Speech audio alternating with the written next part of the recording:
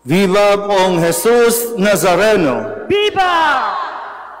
Sa ngalan ng Ama at ng Anak at ng Espiritu Santo, Amen. ang pagpapala ng ating Panginoong Hesus Kristo, ang pag-ibig ng Diyos Ama, mula sa Diyos Ama natin at sa Panginoong Hesus Kristo, naway sumainyong lahat. At sumainyo rin. Mga minamahal na kapatid, sa pagdiriwang natin ng kapistahan ng Nuestro Padre Jesus Nazareno, itinatampok natin ang banal niyang pangalan at ang maluwalhati niyang krus. Nagkatawang tao ang anak ng Diyos para sa ating kaligtasan. Sa krus ipinahayag niya ang dakilang awa at pag-ibig ng Ama sa sangkatauhan. Kay Jesus bubukal ang ating pag-asa at lakas upang pasanin din natin ang ating mga krus ng may pananalig, pagsunod at pag-ibig. Sa pagsisimula ng ating pagdiriwang, mapagpakumbaba nating aminin ang ating mga pagkukulang at kasalanan at ilingin natin sa Panginoon na tayo'y Kanyang kaawaan at patawarin. Poong Jesus Nazareno, Ikaw ang larawan ng Diyos ng pag-ibig. Panginoon, kaawaan mo kami. Panginoon, kaawaan mo kami. Poong Jesus Nazareno, Ikaw ay nagtiis ng maraming hirap at kamatayan sa krus para sa aming mga kasalanan. Kristo, kaawaan mo kami. Kristo, kaawaan mo kami. Poong Jesus Nazareno, Ikaw ang lingkod na lubos sa kinalulugdan ng Ama. Panginoon, kaawaan mo kami. Panginoon, kaawaan mo kami. Kaawaan tayo na makapangyarihang Diyos, patawarin tayo sa ating mga kasalanan at patnubayan tayo sa buhay na walang hanggan. Amen.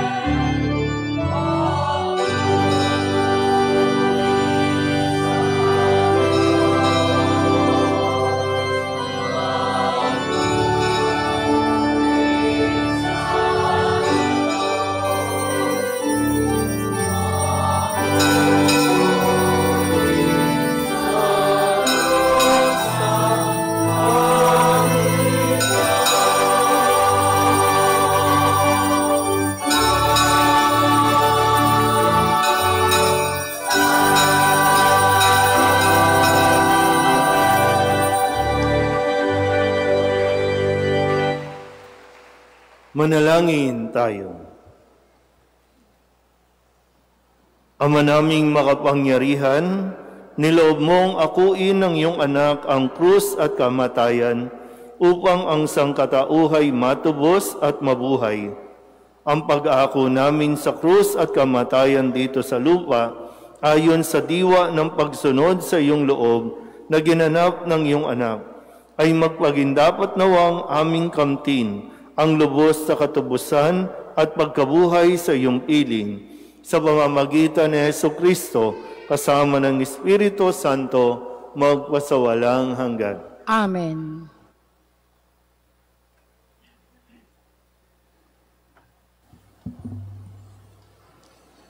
Pagbasa mula sa aklat ng mga bilang. Noong mga araw na iyon, nainip ang mga tao sa pasikot-sikot na paglalakbay. Nagreklamo sila Moises, "Inialis mo ba kami sa Ehipto para patayin sa ilang na ito? Wala kaming makain ni mainom. Sawa na kami sa walang kwentang pagkaing ito." Dahil dito, sila'y pinadalhan ng Panginoon ng makamandag na ahas, at sino mang matuka nito ay namamatay. Kaya lumapit sila kay Moises. Sinabi nila, "Nagkasala kami sa Panginoon at sa iyo. Idalangin mo sa kanyang paalisin ang mga ahas na ito." Dumalangin nga si Moises at ganito ang sagot sa kanya ng Panginoon. "Gumawa ka ng isang ahas na tanso, ilagay mo iyon sa dulo ng isang tikin at sino mang natuklaw ng ahas na tumingin doon ay hindi mamamatay." Gayon nga ang ginawa ni Moises mula noon. Lahat ng matuklaw ng ahas, ngunit tumingin sa ahas na tanso ay hindi namamatay. Ang salita ng Diyos. Salamat sa Diyos. Hindi nila malilimot ang dakilang gawa ng Diyos. Hindi nila malilimot ang dakilang gawa ng Diyos. Kaya ngayon ay makinig sa turo ko, mga anak. Inyong dinggit o linigin, salita kong binibigkas. Itong aking sasabihin ay bagay na talinghaga. Nangyari pa noong una, kaya ito'y mahiwaga. Hindi nila malilimot ang dakilang gawa ng Diyos. Datapwat noong sila'y lilipulin na ng Diyos, nagsisi ang karamihat sa kanya'y nagbalik loob. Noon nila nagunitang ang sanggalang nila'y ang Diyos. Ang kataas-taasang Diyos ay kanilang manunubos. Hindi nila malilimot ang dakilang gawa ng Diyos.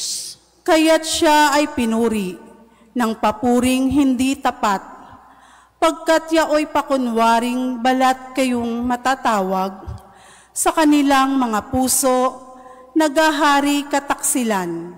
Hindi sila nagtatapat sa ginawa niyang tipan.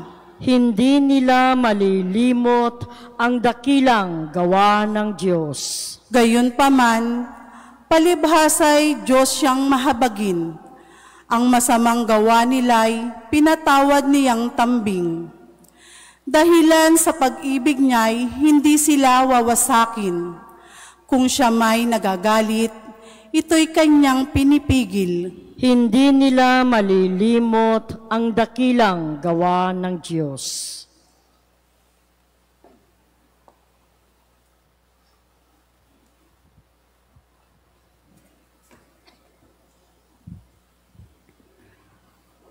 Pagbasa mula sa sulat ni Apostol San Pablo sa mga taga-Filipos. Si Kristo Jesus, bagamat siya'y Diyos, ay hindi nagpilit na manatiling kapantay ng Diyos. Bagkus, hinubad niya ang lahat ng katangian ng pagka-Diyos. Nagkatawang tao at namuhay na isang alipin. Nang maging tao, siya'y nagpakababa at naging masunurin hanggang kamatayan. Oo, hanggang kamatayan sa krus. Kaya naman, siya'y itinampok ng Diyos at binigyan ng pangalang higit sa lahat ng pangalan.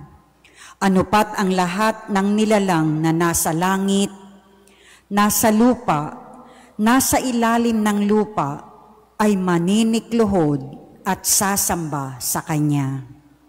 At ipapahayag ng lahat na si Hesukristo ang Panginoon sa ikararangal ng Diyos Ama. Ang salita ng Diyos. Salamat sa Diyos. Magsitayo na po ang lahat.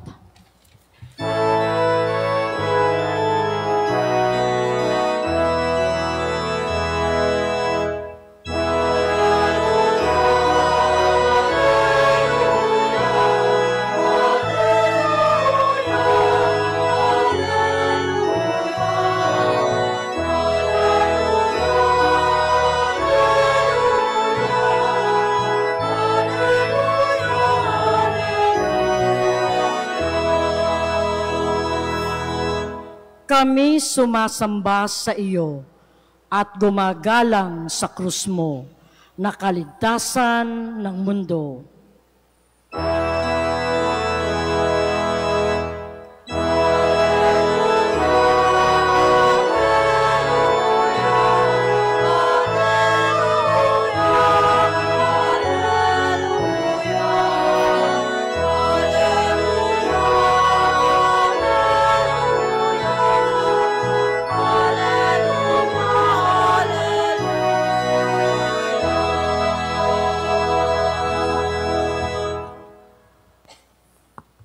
Sumainyo ang Panginoon. At sumaiyo rin. Ang mabuting balita ng Panginoon ayon kay San Juan. Papuri sa iyo, Panginoon.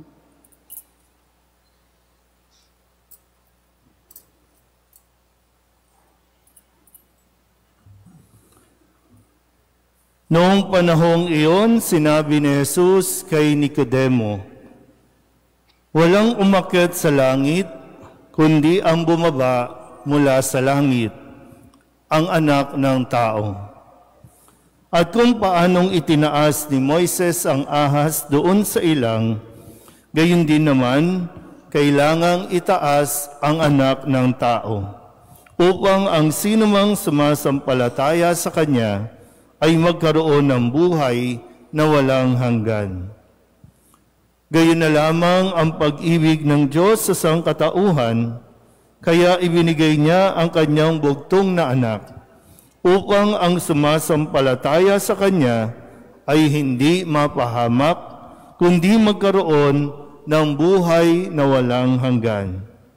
Sapagkat sinugo ng Diyos ang kanyang anak, hindi upang hatulang maparusahan ang sanlibutan, kundi upang iligtas ito sa pamamagitan niya." Ang mabuting balita ng Panginoon. Pinupuri ka namin, Panginoong Hesukristo. Isang magandang gabi po sa inyong lahat. Maligayang pagdiriwang ng kapistahan ng Poong Jesus Nazareno. Viva Poong Jesus Nazareno! Palapakan natin ang Poong Jesus Nazareno. Sa unang pagkakataon, bilang parokya, tayo po ay nakikisa sa pambansang pagdiriwang na ito ng kapistahan ng Poong Jesus Nazareno. Ito po ay pagdiriwang na ng buong bansa, national celebration. Kung noong mga nakalipas na taon, nakasentro lang ang pagdiriwang doon sa simbahan ng Minor Basilica ng Quiapo. Ngayon po ay buong Pilipinas, at kaisa rin natin sa pagdiriwang na ito ang lahat ng mga deboto, mga Pilipino na nasa iba't ibang bansa. Nung ako po ay nasa Quiapo pa, nabigyan po kami ng pagkakataon na mabisita yung ilang mga deboto sa UAE, sa Hong Kong, sa Israel. At mayroon pa pong ibang mga grupo sa Canada, sa Australia, saan pa ba yun? Yan. Marami pa po, no? Kaya lang hindi ko pa naubusan na kami ng oras. No? Pero patuloy pa rin na lumalaganap ang debosyon sa Poong Nazareno, basta't may Pilipinong deboto saan mang sulok ng bansa o saan mang sulok ng daigdig, magtitipon-tipon sila at magdiriwang ng kapistahang ito. Pero nawa, no, sa gabing ito, intindihin natin, unawain natin ng mabuti ang mensahe na ibinibigay sa atin ngayon. Tingnan nyo nga po muna ulit yung imahin ng Nazareno. Minsan iba-iba lang ang sizes, iba-iba lang yung uri o kulay ng damit. Minsan mayroon ding hindi itim, mayroon depende sa kahoy na ginamit na imahin, pero lahat ay ganyan ang itsura. No? Nakayuko o nakaluhod ang isang paa ba yun? O yung tuhod. Ayan, tuhod. At pasan-pasan ang krus. So, ang imahin ng Nazareno ay imahin na nagpapasan ng krus at nakaluhod. Pero gaya po, gusto ko lang ibahagi dito sa ating komunidad ng imahin ng Poong Nazareno, katulad ng mga narinig natin sa mga pagbasa, yan po ay imahin na nagpapaalala sa atin ng pag-ibig ng Diyos. Sabihin nyo nga sa katabi ninyo, mahal ka ng Diyos. Mahal tayo ng Diyos para umabot sa punto na pasanin ni Jesus ang krus na yan. Hindi yan parusa sa Kanya. Bagamat, para sa mga Hudyo noon, pinarusahan si Jesus sa pamamagitan ng pagpapasan ng krus. Pero para sa nagpapasan, hindi yan parusa sa Kanya kasi kusa niyang inako yan. Kusa niyang pinasan para sa pagmamahal. Sabihin niyo nga sa katabi niyo ulit, magmahal ka. Kung magmamahal ka, tingnan mo yung imahe ng Nazareno. Hindi pwedeng magmamahal ka, gusto mong magmahal, pero ayaw mo ng responsibilidad.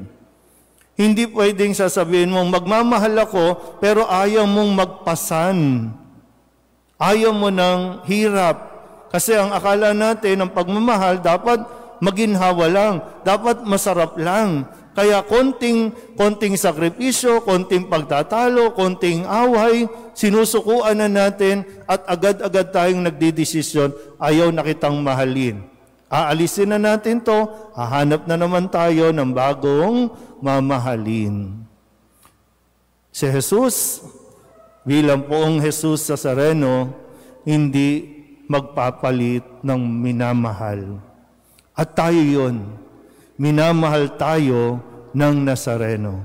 Minamahal tayo ng Diyos. Kaya, maraming naaakit sa imahe ng Nazareno kasi yung mismong imahe nagsasabi na mahal kita. Kahit hindi mo siya mahalin, magsasabi pa rin na mahal kita. At kahit gaano kakahirap mahalin dahil sa mga ugali natin, tingnan nyo nga mga katabi ninyo. Yung ugali niya, kahit ganyan yan, kahit sukuan niya ng ibang tao pero ang Diyos, hindi yan susuko sa pagmamahal. Hanggat pasan-pasan niya ng krus, huwag mong kakalimutang mahal ka ng Nazareno.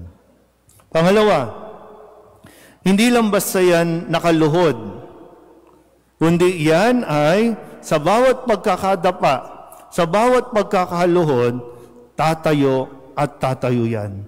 Titindig at titindig yan at magpapatuloy yan sa kanyang misyon. Kaya nga, ang isa din sa nagpapaalala sa akin, sa imahe ng Nazareno, bakit maraming tao ang naaakin? Kasi una, nangungusap na mahal ka ng Diyos, at pangalawa, nagsasabing, bangon, kaya mo yan. Sabihin niyo nga ulit sa katabi ninyo, kaya mo yan. Yan. Diba? Maliban na lang kung talagang hindi mo naririnig na nangungusap ang Nazareno sa pamamagitan ng imahen. Kaya sana sa mga deboto, pagkatapos ng pagdiriwang, wag lang basta iiwanan sa gilid yung Nazareno, yung imahen. Hayaan niyong makita ng mga tao kasi mismong siya ang kakausap, siya ang magpaparamdam ng kanyang pag-ibig at ang kanyang pagbibigay ng pag-asa sa mga tao. Malinaw po? Yan. Pangalawa po na punto ay yung tema ng pagdiriwang ngayon. Ang sabi po ng tema, mas mabuti ang pagsunod kesa sa mga haing o paghahandog. Ito ay hinango sa unang aklat ni Samuel. Ang background, ganito po, si Haring Saul, si Saul, inutusan ng Diyos na salakayin yung isang nagpahirap sa mga Israelita noon. Ang bilin ng Diyos, salakayin mo sila, patayin mo lahat, wala kang ititira. Maging ang mga hayop, yun ang utos ng Diyos sa hari kay Saul. Naintindihan ba? Uy, para makuha natin, Pero, ito na. Nung sinalakay na nila Haring Saul at ng kanyang mga armies, nung makita nila yung mga matatabang baka, mga tupa, nagdesisyon sila, wag nang patayin. Kasi sabi, sayang, ihandog na lang natin. Pag sinabing handog, dadalhin sa altar, iaalay nila sa Panginoon. Nakukuha ba? Nagdesisyon. Ang gusto ng Panginoon, walang ititira. Pero ito, mga paladesisyon, di ba, Sabihin niyo nga sa katabi niyo, huwag kang paladesisyon, Minsan, diyan tayo nagkakaproblema pag may mga paladesisyon Malinaw naman Sundin mo lang, Sabi ng Panginoon, sundin mo lang ito, wala kang ititira. Pero nagdesisyon, itabi natin, sayang kasi. Nagalit ang Diyos. Gusto pang i-justify ni Saul at ng kanyang mga tauhan yung kanilang ginawa, kaya doon na pumasok yung sinabi ng Panginoon, mas mainam, mas mabuti ang pagsunod kaysa sa mga handog. Ngayon, bakit tayo nagkakaproblema? Deboto tayo ng Nazareno, pasan tayo ng pasan, o kaya prosesyon tayo ng prosesyon. Ang problema kasi natin, ayaw nating sumunod. Minsan ginigiit natin yung gusto natin. Ang gusto ng Diyos ang dapat nating sundin. Huwag tayong matakot, huwag tayong para bang magpa-influence doon sa mga sinasabi ng tao at bibigay tayo doon kaysa doon sa kung ano ang sinasabi ng Panginoon na siyang naglagay sa iyo. Di ba? Ang Diyos ang naglagay sa kanya doon hindi naman mga tao. Pero mas nangamba siya sa kung ano magiging reaksyon ng kanyang mga tauhan. Kaya bumigay siya doon. Sinuway niya ang Diyos.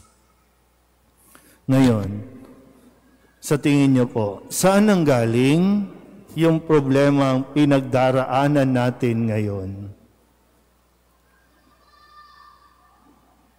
Tumisigaw na yung bata. Di ba? Saan ang galing? Pag trace back mo, dahil yan sa katigasan ng ulo natin, ayaw nating sumunod. Kaya nga kahit ako, bilang pari, minsan, di ko alam kung nabahagi ko na, gusto ko sanang tumanggi. Nung sabihin na, Father, lipat ka sa San Jose. Kasi tahimik na ang buhay ko sa sa solidad.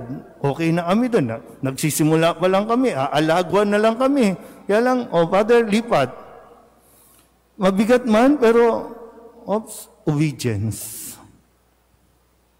Obedience. Kailangan natin sumunod. Kaya nagkakaproblema kasi ayaw nating sumunod. Dahil minsan, pakiramdam natin, mas magaling tayo sa sinasabi niyan. Pakiramdam natin, mas okay yung suggestion natin kaysa sa opinion o iniisip ng leader natin. Simbahan man, sa pamahalaan, maging sa pamilya. Diba kapag ang mga anak hindi sumunod sa magulang, doon nagkakaaway-away. Sino ba ang dapat masunod sa bahay? Magulang. Ang mga anak, hintayin nyo kayo ay maging magulang, hintayin ninyo ang panahon na aalis kayo sa bahay ninyo, then kayo na magdi-decide para sa inyo. Pero habang nasa loob kayo ng tahanan, ang magdidesisyon, ang masusunod, ang magulang. Okay pa ba tayo? Di ba? Kahit sa mga organization sa simbahan, minsan gustong-gusto ninyong magdasal, magrosaryo. Kahit minsan sinasabi, wala nang magdarasal dito ng ganitong oras. Ay hindi, kasi nasanay ako ng ganito eh. Nagdasal ka nga, pero tigas naman ang ulo mo. Sample lang yun. Di ba? Kapag hindi na, ano ang gagawin? I-petition natin si Father. Paalisin natin. Ganun yung mga nangyayari, di ba? Ayaw sumunod ni Father sa atin, pues, isulat natin, petition natin. Di ba may hindi naman dito yun, no? Di ba may mga ganun? So, ano ba talaga? Kaya nauuwi sa wala yung ating mga debosyon, panata, sakripisyo. Kasi nakakalimutan natin, sumunod muna. O kaya naman, sino ba talaga ang sumusunod? Tayo ba ang sumusunod sa Diyos? O ang gusto natin, ang Diyos ang sumunod sa gusto natin? So nasaan ba talaga? Sa taong marunong sumunod sa Diyos, yun ang pagpapalain ng Diyos. Sabihin niyo nga ulit sa katabi ninyo, pagpapalain ka ng Diyos. Pero, sumunod ka muna. Amen? Viva Poong Jesus Nazareno! Magsitayo ang lahat. Mga kapatid, tayo ay tinipon upang ipagdiwang ang misteryo ng ating kaligtasan sa pamamagitan ng ating Panginoong Hesukristo. Sa pagpaparangal natin sa Kanyang banal na pangalan at maluwalhating krus, ding ginawa ng Diyos Ama ang ating mga dasal alang-alang sa pagmamahal niya sa Kanyang bugtong na anak.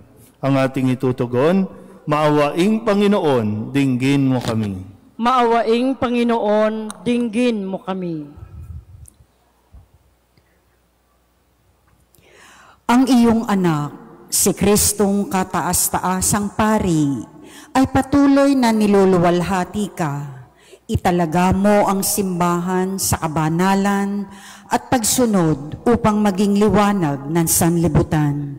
Manalangin tayo sa Panginoon. Maawaing Panginoon, dinggin mo kami. Ipinagkaloob mo sa amin ng iyong anak na si Jesus, na nagpakumbaba hanggang sa kamatayan sa krus.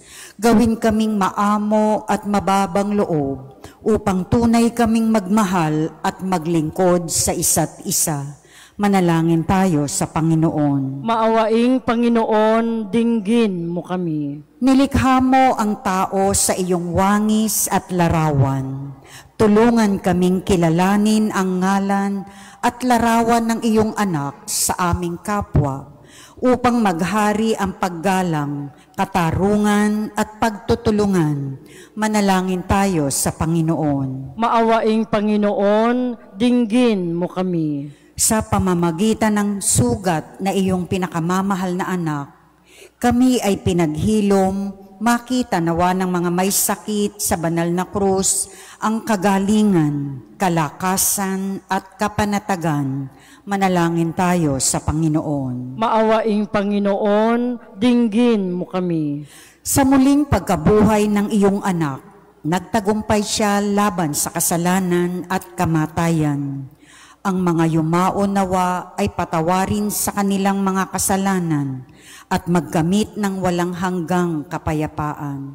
Manalangin tayo sa Panginoon. Maawaing Panginoon, dinggin mo kami. Sa katahimikan ng ating puso, idulog natin ang ating mga kahilingan kasama ang mga taong nagpapadasal sa atin.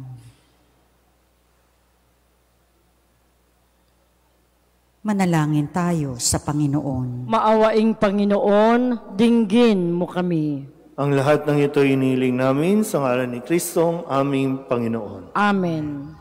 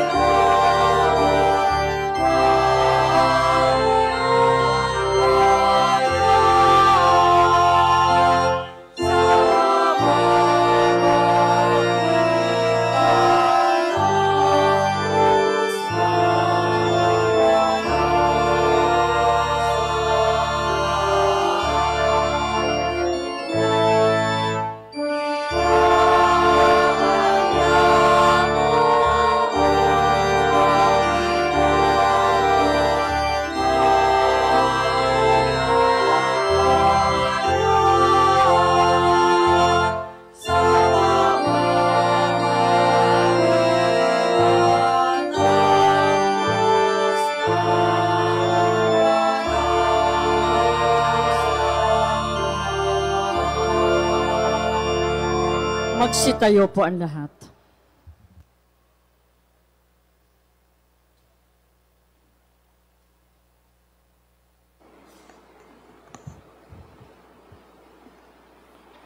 Manalangin kayo mga kapatid upang paghahain natin ay kalugdan ng Diyos sa mga makapangyarihan.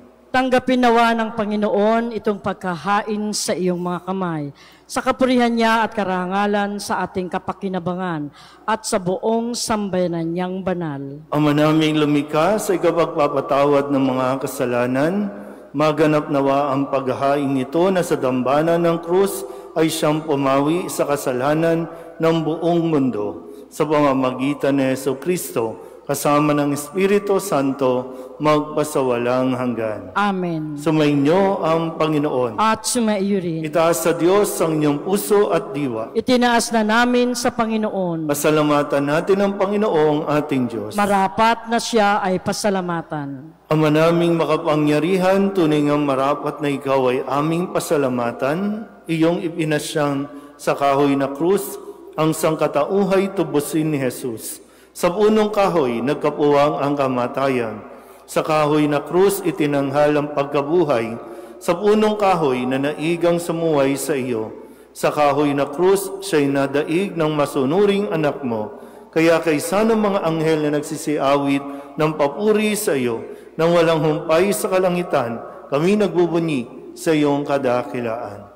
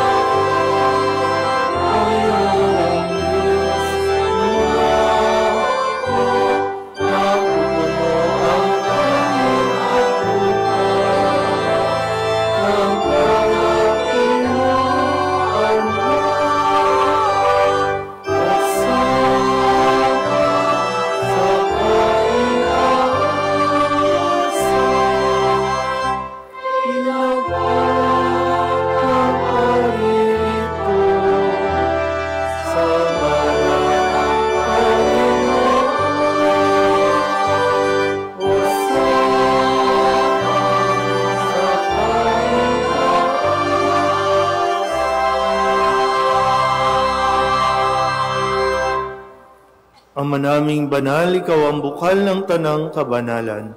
Kaya't sa pamamagitan ng iyong Espiritu, gawin mong banal ang kaloob na ito upang para sa aming maging katawan at dugo ng aming Panginoong Jesucristo. Bago niya pinagtiis ang kusang loob na maging handog, inawakan niya ang tinapay, pinasalamatan kaniya, pinaghati-hati niya iyon, iniabot sa kanyang mga alagad at sinabi, "Tanggapin ninyong lahat ito at kanin, ito ang aking katawan na ihahandog para sa inyo."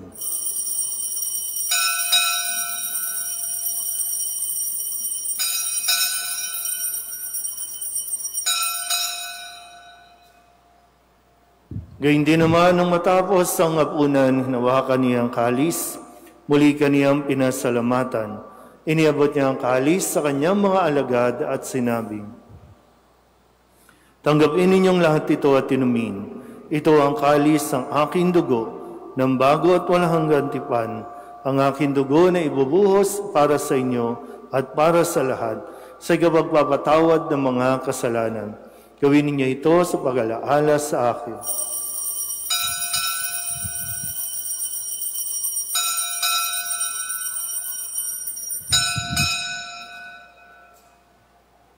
Ipagbunyi natin ang misteryo ng pananampalataya.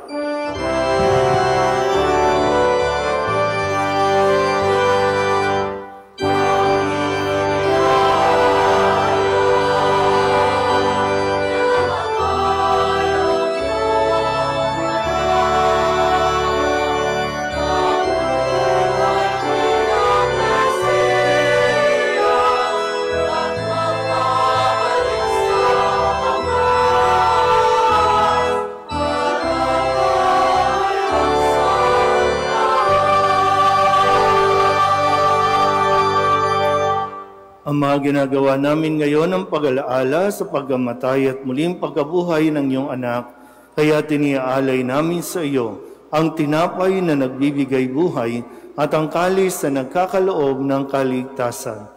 Kami napapasalamat dahil kami iyong minarapat na tumayo sa harap mo para maglingkod sa iyo. Isinasamo namin kami magsasalo-salo sa katawan at dugo ni Kristo ay mabuklod sa pagkakaisa sa pamamagitan ng Espiritu Santo. Amalingapin mo ang iyong simbahang laganap sa buong daigdig. Puspusin mo kami sa pag-ibig kay San Francisco na aming Papa at ni Jose na aming Obispo at ng Tanang Kaparian. Alalahanin mo rin sina Wenceslao at Seri na tinawag mo mula sa daigdig na ito. Alalahanin mo rin ang mga kapatid naming nahimlay na may pag-asang sila'y muling mabubuhay, gayon din ang lahat ng mga pumanaw. Kawaan mo sila at patuloyin sa iyong kaliwanagan. Kawaan mo at pagindapating kaming lahat na makasalo sa iyong buhay na walang wakas. Kaysa ng mahal na Birheng Maria na Ina ng Diyos, ng kabiyak ng puso niyang si San Jose, kaysa ng mga apostol at ng lahat ng mga banal na namuhay dito sa daigdig ng kalugod-lugod sa iyo, may pagdiwang nawa namin ng pagpupuri sa ikararangal mo sa pamamagitan ng iyong anak na aming Panginoong Heso Kristo.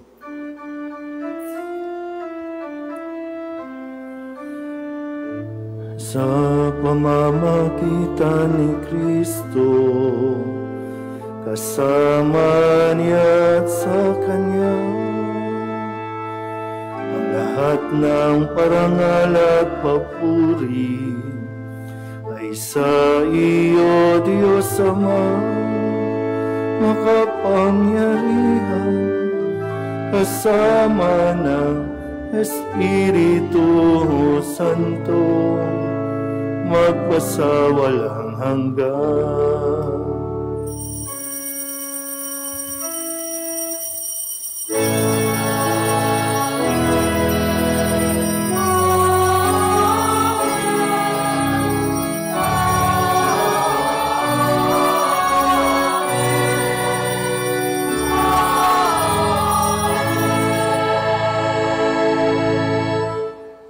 Sa tagubilin ng mga nakagagaling na utos at turo ni Jesus sa Panginoon natin at Diyos, ipahayag natin ang lakas loob.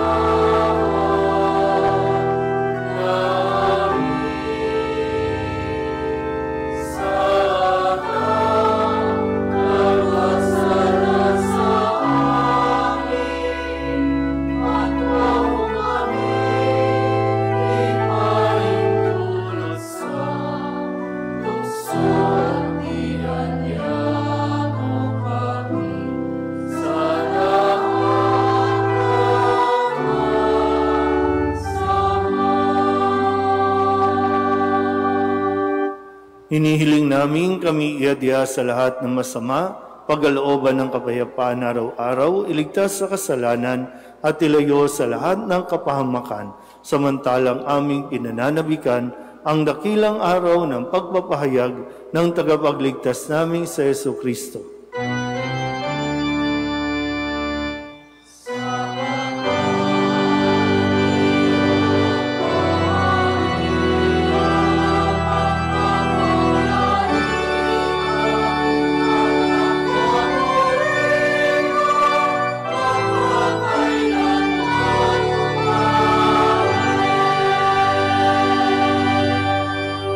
Panginoong Heso Kristo, sinabi mo sa iyong mga apostol, kapayapaan ang iniiwan ko sa inyo, ang aking kapayapaan ang binibigay ko sa inyo. Tunghayan mo ang aming pananampalataya at huwag ang aming mga pagkakasala. Pagkalooban mo kami ng kapayapaan at pagkakaisa ayon sa iyong kalooban, kasama ng Espiritu Santo, magpasawalang hanggan. Amen. Ang kapayapaan ng Panginoon ay laging sumainyo. At sumaiyo rin. Magbigayan po tayo ng kapayapaan sa isa't isa.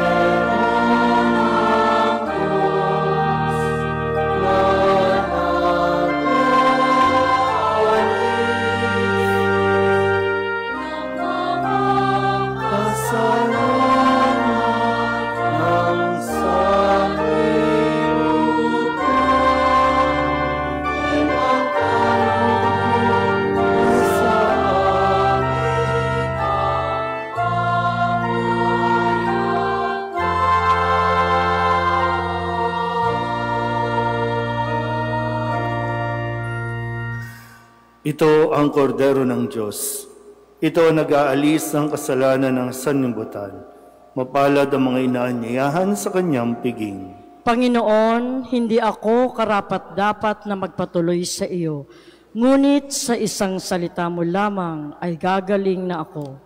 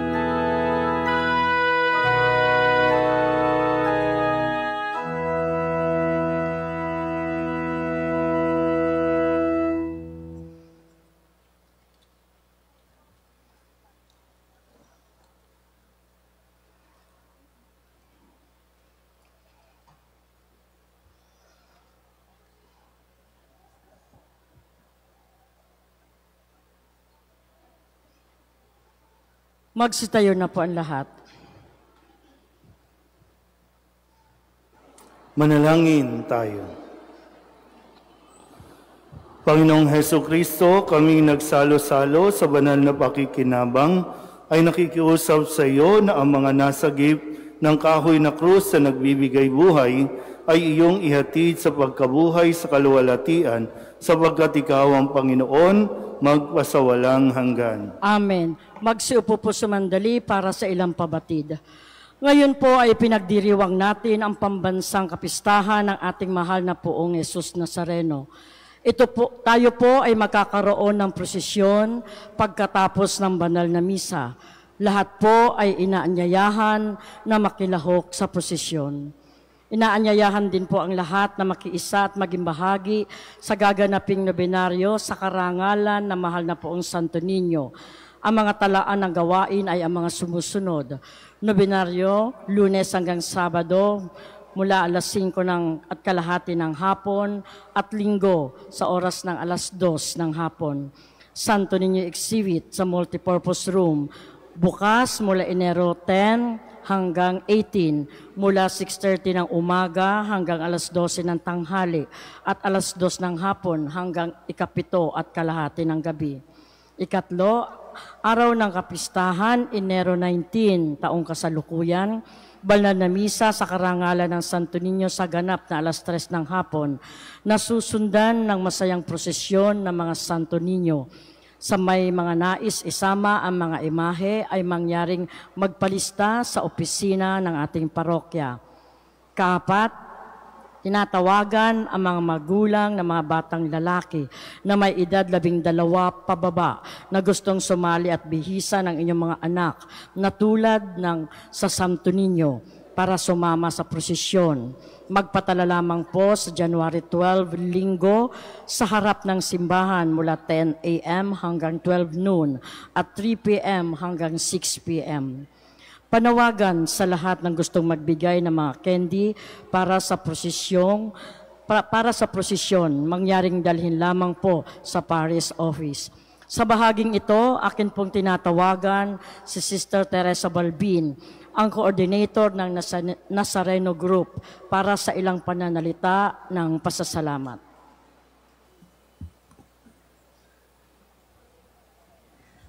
Mas mabuti ang pagsunod kaysa sa paghahandog sa mga umaasa kay Jesus. Salamat sa Diyos, sumapit tayo sa 9 ng Enero, isang napaka-espesyal na araw sa mga namamanata sa mahal na Poong Jesus Nazareno. Viva Poong Jesus Nazareno! Palakpakan po natin ang mahal na Senyor. Sa ngalan po ng ating butihing Kura Paroko, Reverend Father Douglas D. Badong, kaisa ang lahat ng mga balangay ng mahal na Poong Jesus Nazareno sa bayan ng Gagalangin. Lubos ang aming pasasalamat sa lahat ng sumuporta, tumangkilik at nagtaguyod ng pambansang kapistahan ng Poong Jesus Nazareno dito sa ating parokya.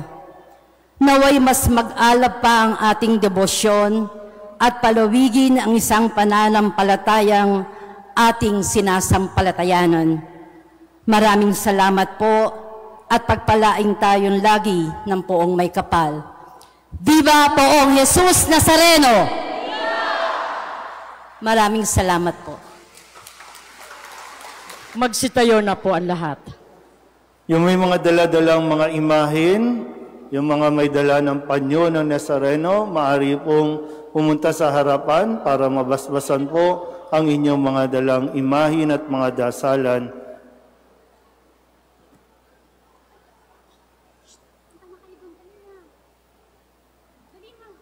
Pakidala po sa harapan.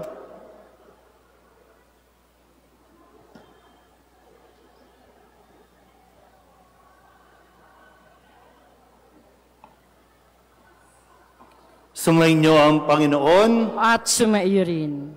Panalangin ng pagbabasbas. Mahal na Poong Jesus Nazareno, inihayag mo sa pamamagitan ng krus ang walang maliw na pag-ibig ng Diyos sa sangkatauhan. Pakinggan mo ang aming kahilingan, lalo na para sa mga nangangailangan ng iyong tulong at awa. Makamtanawa namin ang iyong kasagutan ng may utang na loob na tinatanaw. Basbasan din po ninyo itong mga imahin at mga dasalan upang lalo kaming manalangin at magtiwala. Sa pamamagitan ng bendisyon na ito, naway lalo kaming maging mapaglingkod, masunurin at tapat sa iyo na aming maluwalhating Panginoon magpasawalang hanggan. Amen.